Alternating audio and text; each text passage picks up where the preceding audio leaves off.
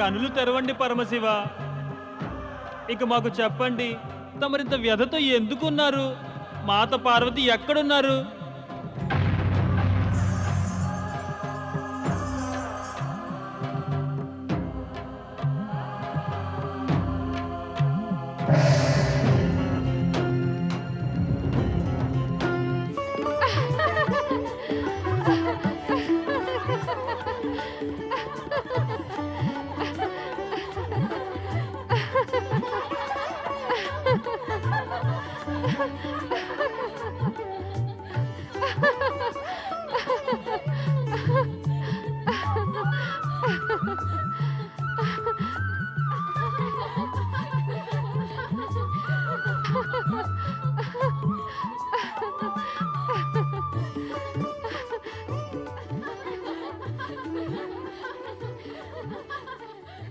అబ్బు అబ్బు నాకు భయం ఎత్తుంది.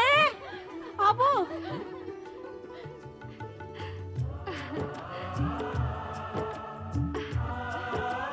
ఇప్పుడు సానాసేపే ఆడాము, ఇక వెళ్దామా?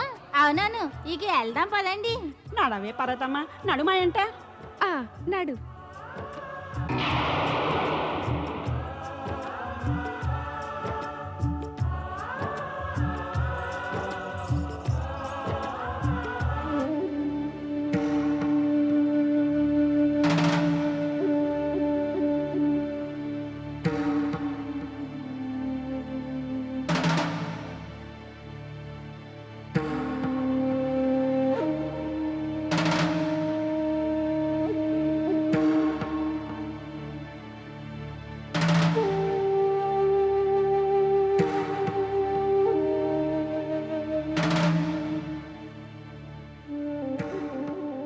ఏటే పర్వతమ్మ, ఏడనబడి ఏడు చూస్తున్నావు, నడు గుడిసెలోకి.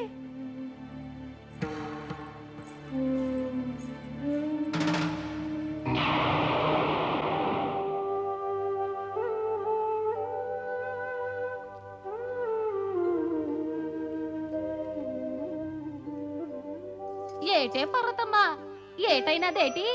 ఏటి నాక? లేకపోతే మాకేటి? ఆడ చక్కగా మంచి పట్టులో ఆడేసినవు, ఈడికి రాగానే ఏటైనదేటి? నీ మనసులోకి నీ మావగాని వచ్చినాడా? నేదే నేదు, అదేటి కదే. చాలా రోజుల తర్వాత ఆట ఆడినాను గందా, ఓ కూసంతా అలసినాను. కొత్త ఇస్రెంత తీసుకుంటే అదే సర్దుకుపోద్ది అంతే. ఎందుకు అబద్ధాలు చెప్తావే పరతమ్మ? ఆటపాటలతో మరేమైనా అలుగుతారా ఏటి? నువ్వేదో వంకలు చెప్తున్నావు, నీ మనసులో ఇంకేటో ఉంది. నిజం చెప్పి ఏటది? అది కాదే, నేను అబద్ధం చెప్తున్నానేటి, నిజం చెప్తున్నాను. నేను అలసిపోయినాను. కొంతసేపు విశ్రాంతి తీసుకుంటే అంతా అదే సర్దుకుపోద్ది అంతే. నాకు అనిపిస్తోంది పర్వతమ్మ నిజమే చెప్తోందని. అవును, దీన్ని విశ్రాంతి తీసుకొనేయండి. సరే నడండి, వెళ్తారు మరి. నడండి నడండి, పర్తమ్మా మేము ఎడుతున్నాం, నువ్వు విశ్రాంతి తీసుకో.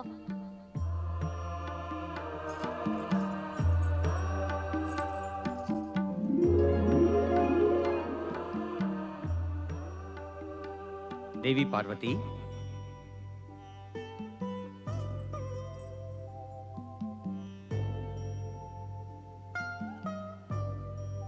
నీవు నిజము చెప్పినావు పార్వతి.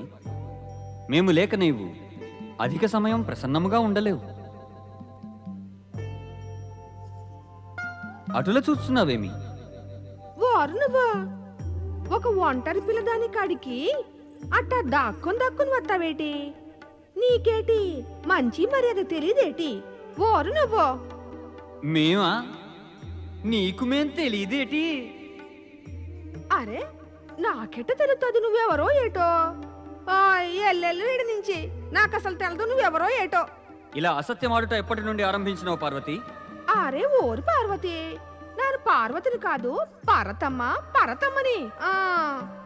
నువ్వు వీడు ఓరుని ఎదగటానికి వచ్చినావో అది ఇంకెవరో అయి ఉంటాది, నాను కాదు. ఇంకెళ్ళి ఈడ నుంచి. అంటే మమ్ము గుర్తించడానికి ఇష్టపడటలేదా? అంటే అన్ని సంబంధములు శాశ్వతముగా తెంచేసుకున్నావా నీవు? ఓర్ని ఎట్టాటి సంబంధం ఇంకా ఏటి గుర్తుపట్టడం?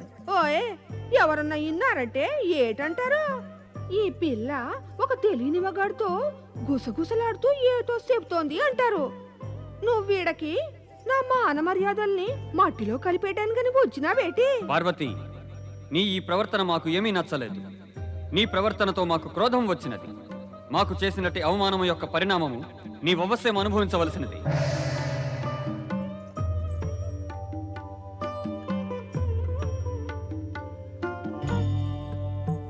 ఏమి యోచిస్తున్నారు మహారాణి గారు?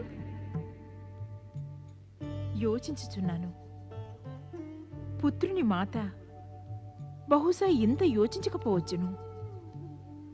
పుత్రిక మాత యోచించవలసినంత ఇదిగా మాత పుత్రినిదైనా లేక పుత్రికదైనా సంతానము కొరకు యోచన ఎప్పుడూ ఉండును మహారాణి గారు. అటుల కాదు, పుత్రుడు ఎల్లప్పుడూ మాత వద్దనే ఉంటాడు. అందుచే మాత మనసు ఆదుర్దా పడదు. కాని పుత్రిక వివాహం అయిన పిదప ఆమె మాత కన్నులకు దూరమైపోతుంది.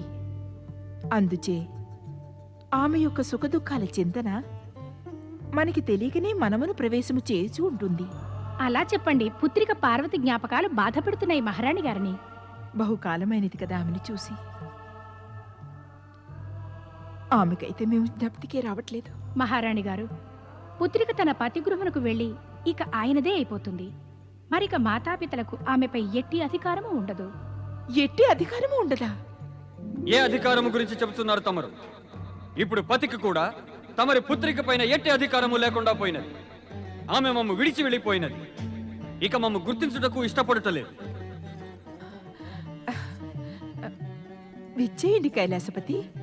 బహుకాలము పిదప తమరు మా వద్దకు విచ్చేసినారు. మంచిదైంది. మంచిదైనది తమరు దర్శనమిచ్చుట. మేము తమరికి దర్శనమిచ్చుటకు కాదు, హెచ్చరికనీయవచ్చినాము. హెచ్చరిక? ఎట్టి హెచ్చరిక?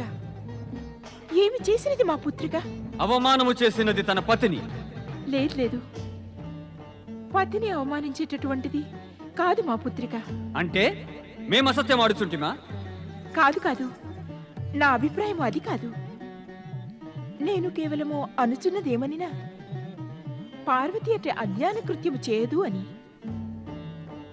ఒకవేళ తమకు భ్రమ కలుగులేదు కదా? ఆమె అహంకారముతో మమ్ము విడిచి వెళ్ళినది. ఇది మా భ్రమయందురా? మేము ఆమెకు నచ్చజెప్ప వెళ్ళినప్పుడు ఇక ఆమె మమ్ము గుర్తించుట కూడా ఆవశ్యకమని అనుకోనలేదు. ఇదియు మా భ్రమయేనా? తమరిని గుర్తించనే లేదా? ఆ అన్నది నాకేటీ తెలదో, నువ్వు ఓరువో. అటులా అన్నదా ఆమె? అరే, ఇంక నువ్వు చాలానే అన్నది. అంటున్నది నాను పార్వతిని కాను, పర్వతమ్మ పర్వతమ్మని. ఈడకెందుకు వచ్చినావు? వెళ్ళిపోయి నుంచి. మేము తమరిని హెచ్చరించుచున్నాం. ఇంకో 2 దినములలో తమరి పుత్రిక పార్వతి కైలాసమునకు తిరిగి రాకున్నా అప్పటి నుంచి మాకు ఆమెకి సంబంధము శాశ్వతముగా అంతమైపోగలదు. మరిక తమరు కైలాసమునకు మా మొప్పించుటకు రావలదు. ఇప్పుడు ఎచ్చట ఉన్నది పార్వతి? తమరి రాజ్యములోనే ఒక వనవాసుల పల్లెయందు అచట స్వయముగా ఒక వనవాసి కన్యగా మారియున్నది.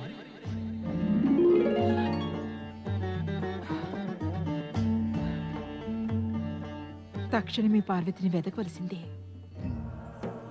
చూస్తూ ఉండగానే మన ప్రభువులు ఇంకా పార్వతీమాత ఒకరి మీద ఒకరు అలిగి చెప్పక ఎక్కడికో వెళ్ళిపోయారు. మనకు చెప్పను కూడా లేదు వారెక్కడికి వెళ్తున్నారో. అవును, చెప్పి వెళ్ళి ఉంటే వెళ్ళి బ్రతిమలాడేవాళ్ళం. నారాయణ నారాయణ. అయ్, పరమేశ్వరుడు తమ స్థానంలో లేరే. నేనిక్కడికి వారి దర్శనార్థమై వచ్చాను, కానీ వారే వారి స్థానంలో లేరు. నందీశ్వర, పరమేశ్వరులు ఎక్కడికి వెళ్ళారు? దేవర్షి, తమరు మా విన్నపం విని తమరే వారి జాడ తెలుసుకుని మాకు చెప్పండి. ఆ శివశంకర్లు ఎక్కడ ఉన్నారో? అంటే నీకు తెలియదా పరమేశ్వరుడు ఎక్కడున్నారు? ఓహోహోహోహో, అందుకనే మీరందరూ దుఃఖంతో విచారంగా కనిపిస్తున్నారు. మరైతే పార్వతీమాత ఎక్కడున్నారు? ఆమె కనిపించడం లేదు. ఇద్దరూ కైలాసం నుండి అదృశ్యులయ్యారు. దేవరిషి, తమరు దయచేసి వారిద్దరిని వెతికి కనిపెట్టండి. మ్మ్. ఇద్దరూ కనిపించకపోవడం అంటే అది చింతాజనక విషయమే. కానీ తప్పకుండా వారిని నేను వెతికి మీకు తెలియజేస్తాను. ఒక్క మాట నందీశ్వర, పరమేశ్వరులు గాని పార్వతీమాత గాని ఎక్కువసేపు కైలాసాన్ని విడిచి దూరంగా ఉండలేరు. నారాయణ నారాయణ. ఓం నమః శివాయ. ఓం నమః శివాయ.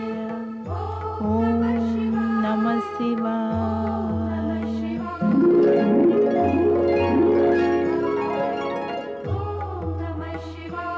ఓం నమః శివాయ. ఓం నమః శివాయ. ఓం నమః శివాయ. ఎలాంటి నర్తకి మహానంద? ఆమెకు తన రసికుల గురించి కించిత్తైనా ధ్యాస లేదు. అదే కదా, మనం ఎప్పటి నుంచో ఆమెకే వేచి ఉన్నాము. ఎంత తహతహలాడుతున్నామో ఆమె నాట్యాన్ని, ఆమె రూప సౌందర్యాన్ని చూడాలని. మనమేమో ఆమె రూప రసాస్వాదనకని వచ్చాము, ఆమెమో శివభక్తిలో లీనమై ఉంది. మనం ఒప్పుకోవాలి రసికమణి, మహానంద శివభక్తి గురించిన చర్చ, కీర్తి దూర దూరాలకు పాకిపోయాయి. అది నిజమే. ఇంకో నిజమేమంటే ఆమె నృత్య సౌందర్యాల వివరణలు విని రసికులు దూర దూరాల నుండి ఇక్కడికి వస్తున్నారు. అంటే మహానందలో కొంత విశేషం ఉండి తీరాలి. కొంత కొంత విశేషం చూసి వచ్చి ఉంటే రసిక మహారాజా నువ్వు తిరిగి వెళ్ళిపో. అరే పరమసుందరి మహానర్తకి మహానందలో విశేషమే తప్ప మరొకటి ఏమీ లేనే లేదు. అరే మీరు ఇంకా ఇక్కడే ఉన్నారేమిటి? మహానందని పిలుచుకురండి. ఓం నమః శివాయ. ఓ శివశంకర, నా మనసులో సదా తమకే భక్తి నెలకొల్పి ఉంచండి. రాత్రింపగళ్ళు నేను తమని స్తుతిస్తూ తమ నామస్మరణ చేస్తాను. నా మనస్సులో ఇప్పుడు రసికులను మెప్పించడానికి, సంతోషపరచడానికి నాట్యం చేయాలని లేదు. ఇలా రూప నృత్య విక్రయాల్లో జీవితాంతం చేయకుండా నాకు విముక్తినిప్పించండి ప్రభు. ఈ రసికులను మెప్పిస్తూ మెప్పిస్తూ నా మనసు విసిగి వేసారిపోయింది మహేశ్వర.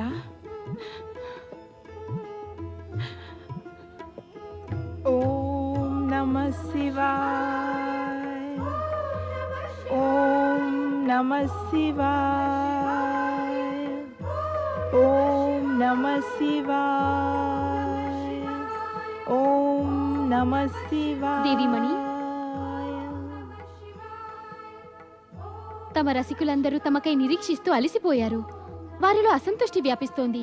మీరు శీఘ్రంగా నాట్యశాలకు రావాలి, లేకుంటే వారు ఉత్తేజితులైపోతారు. వారికి చెప్పు, నాకు అస్వస్థతగా ఉంది, నేను వారికి వినోదం కలిగించలేనని. కానీ దేవి, ఒక్క మాట నాట్యశాల నుండి అసంతుష్టులై వెళ్లిన రసికులు మళ్ళీ ఎప్పుడూ తిరిగి రారు. రాకపోతే పోనీ. అలా అయితే ఈ మీ నాట్యశాల కొద్ది రోజుల్లోనే మూతపడిపోతుంది. అయితే అవని, నాకేమీ బెంగలేదు. మా ఆరాధ్య దేవుడు శివుడు మమ్మల్ని రక్షిస్తాడు. అయితే మీ ఇష్టం. మరి వచ్చిన వారిని పంపేనా? పంపే.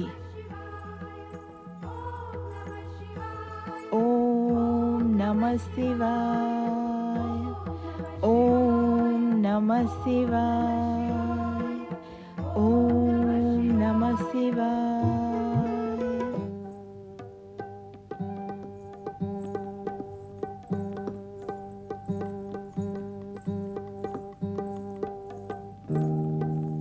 రసికులారా, దేవికి అస్వస్థతగా ఉంది. ఆమె మీకు ఈరోజు వినోదాన్ని కలిగించలేదు. అస్వస్థత అయితే మమ్మల్ని ఎందుకు కూర్చోబెట్టారు? ఇంతసేపు మమ్మల్ని ఆమెకే ప్రతీక్షిస్తూ ఉంచారేమి? మహానందకు తన సౌందర్యాన్ని చూసుకుని చాలా గర్వంగా ఉంది. అందువలనే మన వంటి రసికులకు అవమానం జరుగుతోంది. మన ధన సంపదలు ఆమెపై వెచ్చిస్తున్నాం. ఈమె గర్వాన్ని, మన అవమానాన్ని ఎందుకు సహించాలి? అవును, ఎందుకు సహించాలి? సహించాం. పదండి ఇక్కడి నుంచి. ఇక ముందు ఎప్పుడు ఇక్కడికి రాము. అవును, ఇక రాము, ఇక రాము.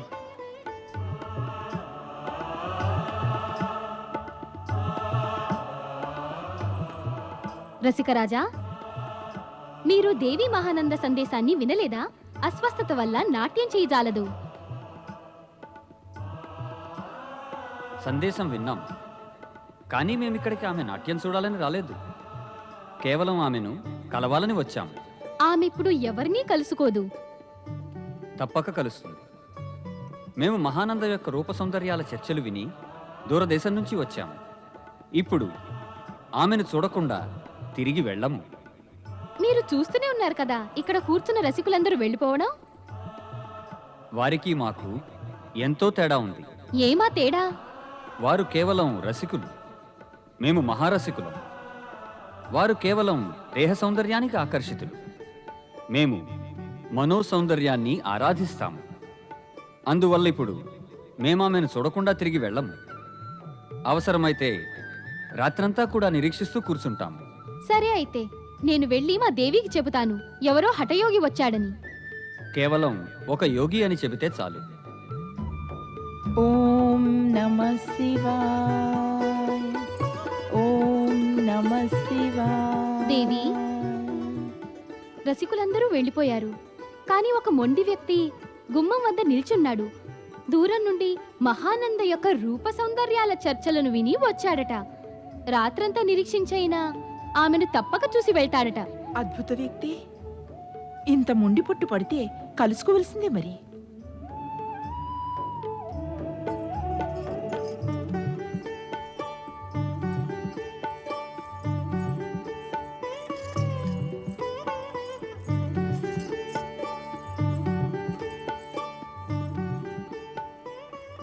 చెప్పండి మహాశయ, మీ ఆజ్ఞ ఏమిటి? ఆజ్ఞ కాదు దేవి, నివేదన.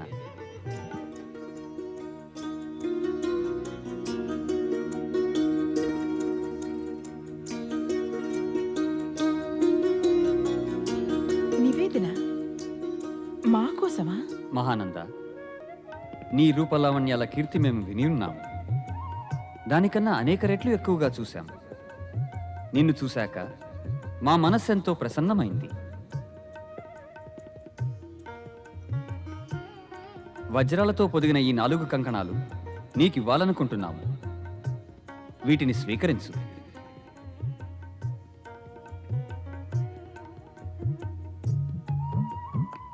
దేవి మహానంద, చెప్పండి. నీవు మా కోరికనొకటి నెరవేర్చాలి. కోరిక? ఏమా కోరిక మహాశయ? నీవు 3 దినాల పాటు మా పత్నిగా గడపవలసి వస్తుంది. ఈ 3 దినాలు నీ నాట్యశాలలో ఇతర రసికులు ఎవ్వరూ కూడా రాకూడదు. కానీ మహాశయ, ఈ 3 దినముల నీ పరిశ్రమకు నీకు మూల్యాన్నిస్తాము. చెప్పు, అంగీకరిస్తావా?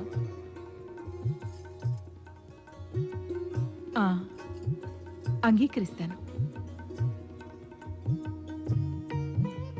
దేవి, ఈ రత్నఖచిత శివలింగం మాకు మా ప్రాణాల కన్నా అధిక ప్రియమైనది. 3 దినముల వరకు ఈ శివలింగాన్ని నీవు నీ పూజాగృహంలో ఉంచాలి. మేము తిరిగి వెళ్ళిపోతున్నప్పుడు ఈ శివలింగాన్ని మాకు తిరిగి ఇవ్వాలి.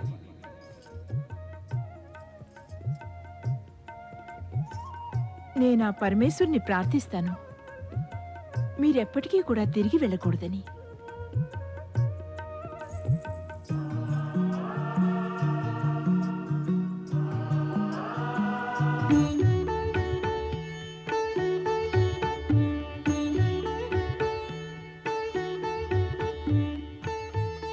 భ్రాత గణేశ, అన్నయ్య కార్తికేయ,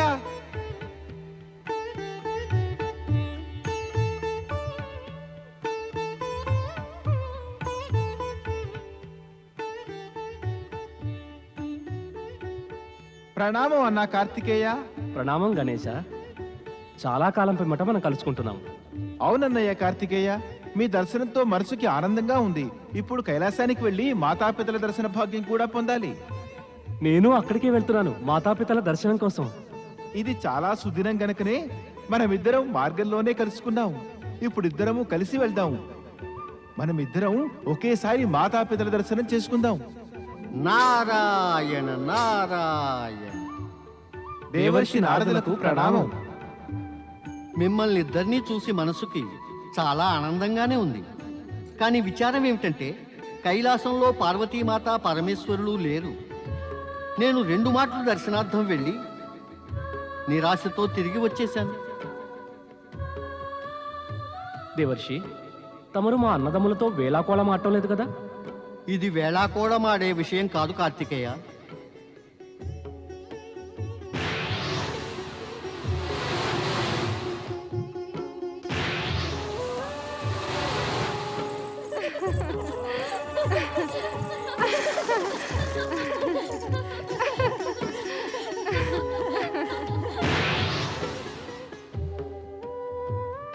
అన్నా కార్తికేయ, మన మాతాపితరులిద్దరూ విచిత్ర వేషాలలో విచిత్ర స్థానాలకి చేరుకున్నారు.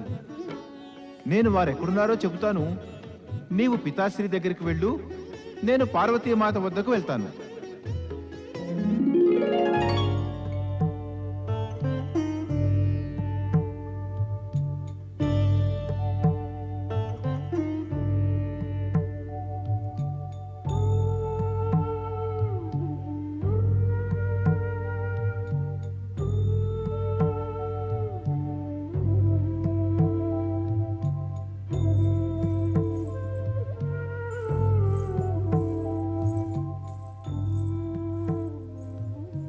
స్వామి, నేను మీ సేవలో నిమగ్నురాలను. పాలు తెచ్చాను, పాలు సేవించండి. స్వామి, మీ సాన్నిధ్యాన్ని పొందిన పిమ్మట నేను గతాన్నంతా మర్చిపోదలుచుకున్నాను. నా మనసు ఈ 3 దినాల కోసమే గాక జీవితాంతం మీ చరణదాసిగా ఉండాలని కోరుకుంటోంది. వద్దు దేవి, మాకు నీ సేవను అందుకోవలసిన అవసరం లేదు. మేము వివాహితులం, ఏకపత్ని వ్రతులం.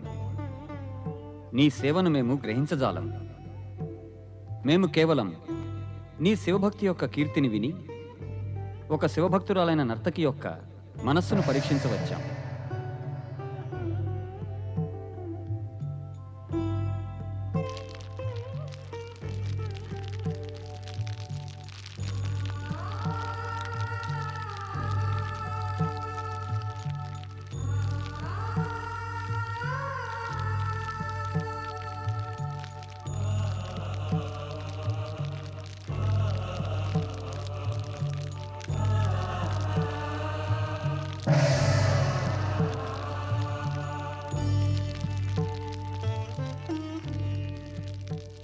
మాతా, మీ పుత్రుడు గణేశుని ప్రణామం. గణేశుడా, భగవంతుడు గణేశుడా, మా ఊళ్ళోనా? కానీ మాత, ఏమిటి మీరు ఇలాంటి వేషం ధరించారు? అరే, మా అద్దుట్టం ఎంత బాగుందో! భగవంతుడు ఈ నాయకుడే మా గుడిసుకు వచ్చేసినాడు. ఎంత దయ ఉందా కదా మా మీద ఈ నాయక బాబుకి. భక్తితో నా ఒళ్ళు మాయమరిసిపోయినాను కదా. అంటే మీరు నన్ను పుత్రునిగా గుర్తుపట్టదలుచుకోలేదన్నమాట. పుత్రుడా? ఓరా పుత్రుడు, ఇంకా ఓరా మాత. భగవంతుడా, ఈ నాయక భగవంతుడా, ఎందుకిట్ట మాతో ఈ నవదాలాడుతుండావో? అరే, నువ్వు మా భగవంతుడివి, నానో నీ భక్తురాలని పరతమ్మను. రా వచ్చేయ్, నేనిప్పుడే నా నేతాలందరినీ కేకెత్తాను. నువ్వు మా ఊరికి వచ్చినావు గందా. మేమందరం కలిసి నీకు పూజలు చెయ్యాలా, నీకు భజనలు చెయ్యాలా? ఓసే అచ్చమ్మ, బుచ్చమ్మ, లచ్చి, దుర్గా, రండి రండి రండి రండి. మనకి ఎంత అద్దుటం పట్టిందో చూసినారా? రండి రండి. ఈ నాయకుడు మన ఊరు వచ్చినాడు. రండి, ఆరికి పూజలు చేద్దాం. జయము వినాయక, జయము వినాయక, జయము వినాయక. పార్వతి, ప్రణామం మాతామహి. ఆయుష్మాన్ భవ. నీవు మాకన్నా ముందే వచ్చేసావు గణేశ. మాకు ఈ స్థలం వెతకడంలో సమయం పట్టింది. పట్టిందా? మేమిక్కడికి చేరుకున్నాం. కానీ చేరుకున్నందుకు లాభం ఏమీ కనిపించటం లేదు మాతామహి. ఎందుకంటే మాతాశ్రీ చాలా మారిపోయారు. ఆమె ఎవరిని గుర్తుపట్టడం లేదు. పుత్రి పార్వతి, ప్రణామం మారాణి గారు. నేను పార్వతిని గాను, పరతమ్మను. పరతమ్మనండి. తమరు గుర్తుపట్టడంలో తప్పు చేసినారు మారాణి గారు. గణేశయ్య, భ్రాత గణేశ, నేను చూసినదంతా కూడా నీకు వర్ణించి చెప్పలేను. నేను చూసినది నా కళ్ళని నేనే నమ్మలేకపోతున్నాను అనుకో. అన్నా కార్తికేయ, మీరు ఏదైతే చూసి వస్తున్నారో అది నేను ఇంతకు ముందే చూసేశాను. నారాయణ నారాయణ. కుమార కార్తికేయ, శ్రీ గణేశ మీరా? దేవర్షి, ఒక గంభీర విషయం గురించి మేము మీతో సంప్రదించాలనుకుంటున్నాము. రండి. అరే, ఇయ్యాల మా ఇంటి గుమ్మల్లో మారాణి గారు అడిగెట్టినారు. ఆ అమ్మకు స్వాగతం పలకాలి గందా. దయచేయండి మహారాణి గారు, దయచేయండి. మా గుడిసెలోకి దయచేయండి.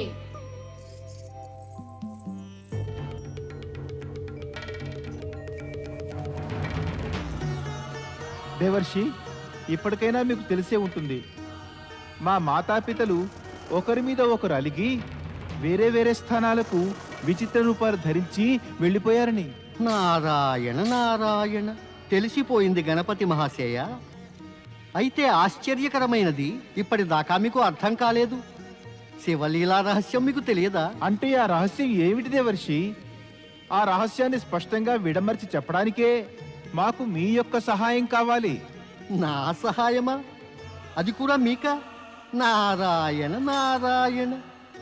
గణపతి మహాశయ, మీరే స్వయంగా బుద్ధికి నిధులు. మరి నేనింక మీకేమి సహాయం చేయగలను? భ్రాత గణేశ, నేను స్వయంగా నా కళ్ళతో ఆ నర్తకి మహానంద దుష్టతను చూశాను. ఆమె మన పితాశ్రీ శంకర్లను మోహితులను చేయాలని చూస్తోంది. అదంతా చూసి నేను నా కోపాన్ని నిగ్రహించుకున్నాను. లేకపోతే అన్నా కార్తికేయ, అటువంటి విషమ పరిస్థితిలో కోపంతో కాదు, చతురతతో కార్యాన్ని నిర్వహించవలసి వస్తుంది. అలాంటి సమయంలో కూడా మీరు నిగ్రహించుకుని ఉచితంగానే వర్తించారు. నేను ఉచితంగానే వర్తించాను భ్రాత గణేశ. కానీ మాకు ఇంతవరకు తెలియనిది పితాశ్రీ ఈ అనుచిత కార్యాన్ని ఎందుకు చేశారు అని. ఒకవేళ పితాశ్రీ శంకరులకు మహానంద వద్దకు వెళ్ళడంలో విశేష ఉద్దేశం ఉందేమో. విశేష ఉద్దేశ్యమా? అలాంటిదే ఉంటుంది. లేదు లేదు, వారికి కేవలం ఒకటే ఉద్దేశ్యం, అది మాతను బాధ పెట్టడమే, అంతే. అయితే మన పితాశ్రీ మన మాతను బాధ పెడతారా? పెట్టారు కదా. నారాయణ నారాయణ. మీ ఇద్దరు అన్నదమ్ములు మాతాపితలను గురించి వాదించుకుంటున్నారు. కానీ ముందు ఒకటి తెలుసుకోండి, మాత పార్వతికి ఈ రహస్యం గురించి తెలుసునా లేదా అని. ఆ పరమశివ శంకరులు మహానంద వద్దకు వెళ్ళి కూర్చున్నారు. దేవర్షి, మాత పరిస్థితి ఇంకా దుర్భరము ఘాతకమును. అదేమిటి? ఆమె అందరితోటి సంబంధాలు తెంపుకుంది. లేదు లేదు, అది అసంభవం. ప్రత్యక్షానికి రుజువులెందుకు? ఆమె తన పుత్రులను మాతాపితలను కూడా గుర్తించడం లేదు. దీనికి స్పష్టమైన అర్థం ఒక్కటే, ఆమె అన్ని సంబంధాలను తెంచుకుంది. నారాయణ నారాయణ. కుమార కార్తికేయ, అప్పుడప్పుడు మనం అందరం మాటకు గాని ఘటనకు గాని అర్థం తీయడంలో తొందరపాటు, ఉత్తేజన, భావుకతతో ప్రవర్తిస్తాం. ఇక అక్కడే మనం భయంకరమైన తప్పు చేసి కూర్చుంటాం. కారణం, ఈ ఉత్తేజన, తొందరపాటు అనేవి మనల్ని అర్థాన్ని స్పష్టంగా చూడనీయం. కనిపించేది అనర్థమని అనిపిస్తుంది. అందుకని పరిస్థితిని ధైర్యంతో అర్థం చేసుకోవడం అత్యావశ్యకం. అయితే దేవర్షి, ఇప్పుడు మేమేం చెయ్యాలి? గణపతి మహాశయ, వర్తమాన పరిస్థితిని చూస్తూ ఉంటే చెయ్యాలన్నా ఎవరూ ఏమీ చేయలేరు. అలాంటప్పుడు నారదుడే ఏమన్నా చేయాలి. నారాయణ నారాయణ. ఇప్పుడు నేను అపరిచితాన్ని పరిచితంగా మార్చి అందరూ గుర్తుపట్టేటటువంటి యోగ్యమైన పథకాన్ని ప్రయోగిస్తాను. tum